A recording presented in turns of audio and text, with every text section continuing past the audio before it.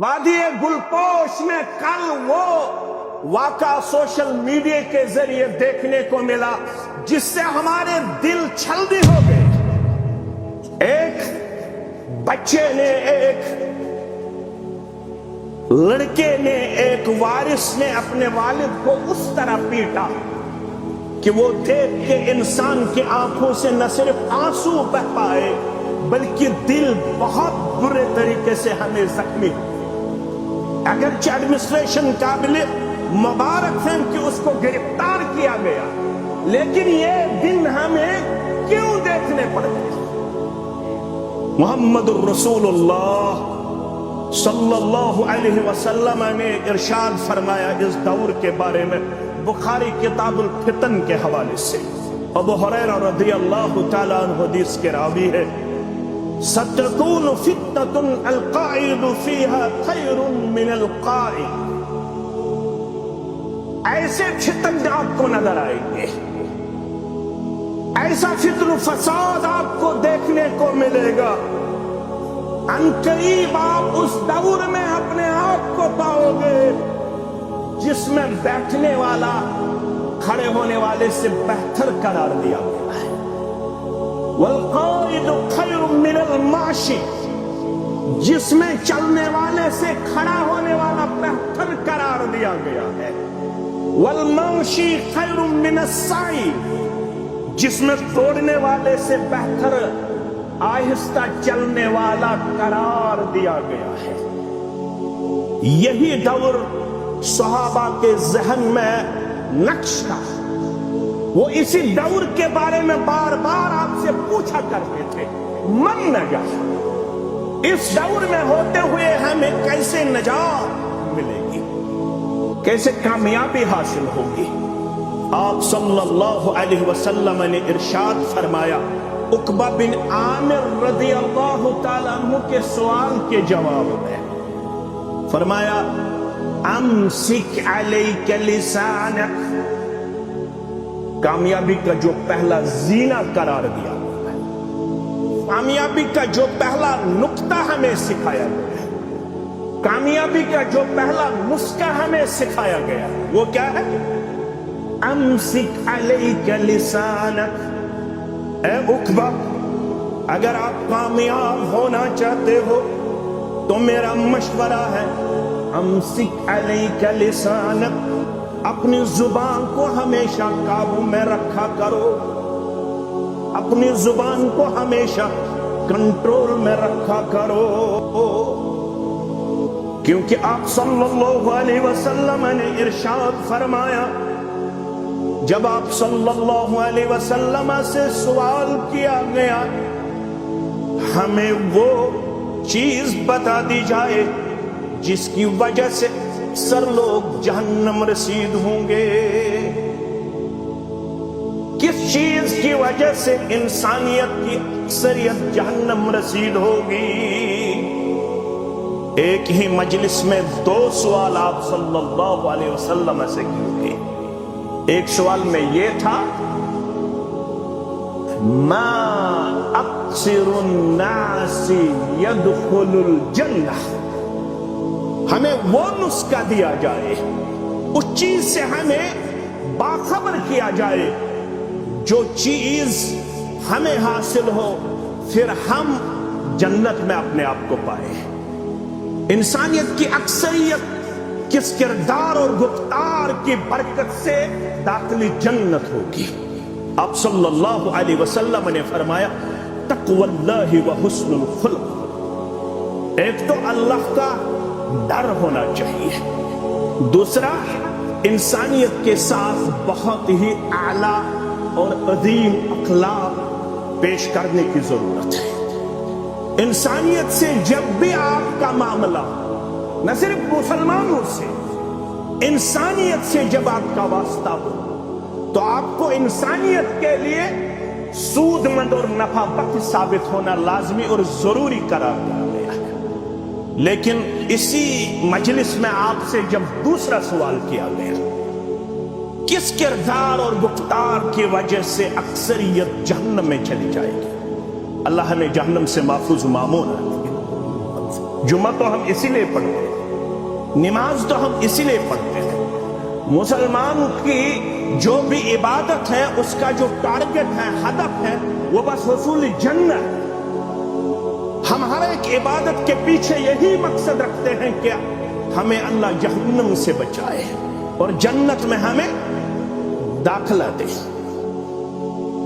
दूसरा सवाल जो इस मजलिस में किया गया, किस वजह से इंसानियत की अक्सरियत जहन्नम रसीब हो जाए?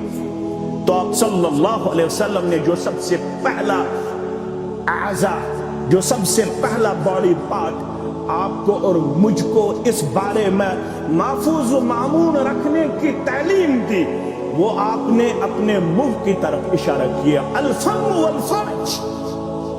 ये जो आपका मुंह है, इसमें दो शरह उलमाए मुहद्दिसीन ने पेश की। यहां से आपको वही चीज खाने की तालीम दी जा रही है जो आपके लिए परमिटेड हो, यहां से हमें वही चीज पीने की तालीम दी जा रही है जो हमारे लिए परमिटेड हो, जो हमारे लिए हलाल हो, जो हमारे लिए हलाल करार दिया गया हो।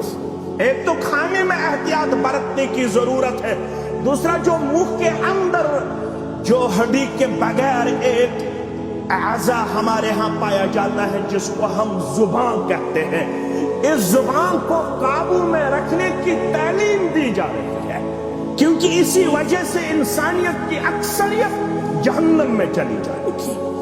अगरचे इस जुबान में हड्डी नहीं रखी गई, लेकिन इस जुबान की वजह से वो कुछ हमें देखने को मिलता है, वो कुछ हमें सुनने को मिलता है, वो कुछ हमें अपने गिरदुन्नवा में देखने को मिल रहा है, जिसकी वजह से खानदान तबाही और बर्बादी के दहाने पर पहुंच जाते हैं, जिसकी वजह से इस्लामी तंजीमों में बहुत ज्यादा बिगाड़ और फसाद पाया जाता है, जिसकी वजह से इंसानियत एक दूसरे के तई खैरखाई के बरकस बहुत ज्यादा दिलदौज और दुश्मन पेश करती आई है।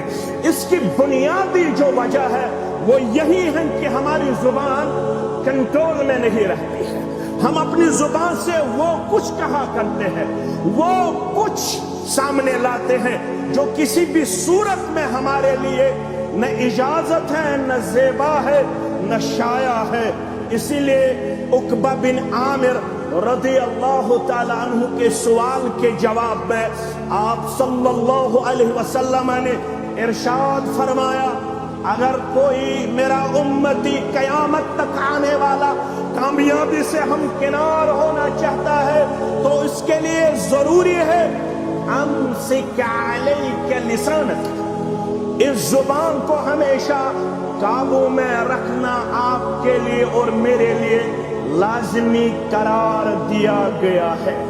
इसीलिए रसूलुल्लाह सल्लल्लाहु अलैहि वसल्लम ने हमें बुखारी मुस्लिम के हवाले से इरशाद फरमाया, मन कान युमिनु बिल्लाहि वल यौमिल आखिर।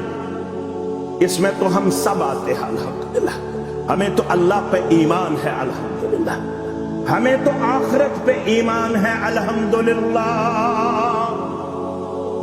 आप में से जो अल्लाह पे ईमान रखता है, आप में से जो आखिरत पे ईमान रखता है, उसके लिए क्या तालीम है?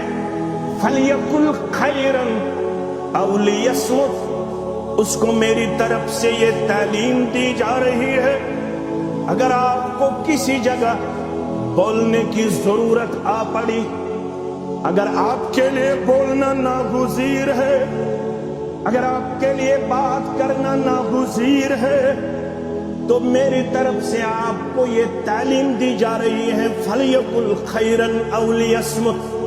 हमेशा भलाई की बात कहा करो, हमेशा अच्छी बात कहा करो। अगर आपको भलाई की बात करने की सलाहियत हासिल नहीं है तो मेरी तरफ से आपको ये हिदायत दी जा रही है औलियस्मुत, तो फिर मजलिस में खामोश रहा करो।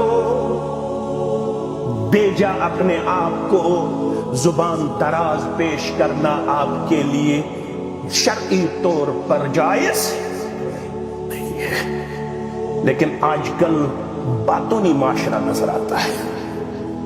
جس کسی کو کسی بھی فیلڈ میں کوئی ڈیپتھ حاصل نہیں ہے، کوئی مہارت حاصل نہیں ہے، آج کل ہر کوئی یہاں پہ مفتی نظر آ رہا ہے، آج کل ہر کوئی یہاں پہ فتویٰ دینے والا نظر آ رہا ہے، آج کل ہر کوئی ہر مسئلے میں ٹانگ اڑا رہا ہے۔ جس کو اس مسئلے کے ساتھ ڈائریکٹلی اور انڈائریکٹلی کوئی واسطہ نہیں ہوتا ہے، وہ بھی اپنے آپ کو خامخواہ اس معاملے میں بطور شریک پیش کرتا ہے، بطور پارٹی پیش کرتا ہے، جس وجہ سے مسلمانوں کے صفوں میں ایسا دراڑ ہمیں نظر آ رہا ہے جس کو اب نزدیک لانا ہمارے لیے بہت زیادہ مشکل نظر آ رہا ہے، کیونکہ اسی زبان کی وجہ سے ہمارے صفوں میں ایسے اختلاف نظر آ رہے ہیں جن اختلاف کا ازالہ کرنا اب ذمہ داران کے لیے بہت زیادہ بعید نظر آ رہا ہے، بہت زیادہ مشکل نظر آ رہا ہے۔ اسی لیے آپ نے دیکھا ہوگا جب بھی رسول اللہ صلی اللہ علیہ وسلم صحابہ سے کبھی سوال کیا کرتے تھے، اتدرون ما ھذا، آپ اس بارے میں کچھ جانتے ہو؟ اکثر آپ نے یہی پڑھا ہوگا، صیغہ جمع کے طور پر اور صیغہ واحد کے طور پر۔ صیغہ واحد کے طور پر اکثر صحابہ کہا کرتے تھے اللہ ورسولہ اعلم، اللہ اور رسول ہی بہتر جانتا ہے۔ وہ کبھی بھی زیادہ بولنے کی خواہش نہیں رکھتے تھے، وہ کبھی بھی مجلس میں اپنے آپ کو بڑاپن میں پیش نہیں کرتے تھے۔ لیکن یہاں پہ جو بیماری آج کل نظر آ رہی ہے، ہر کوئی ہر مسئلے میں ٹانگ اڑانا چاہتا ہے، ہر کوئی ہر مسئلے میں اپنا پرمٹ لازمی اپنے لیے قرار دیتا ہے۔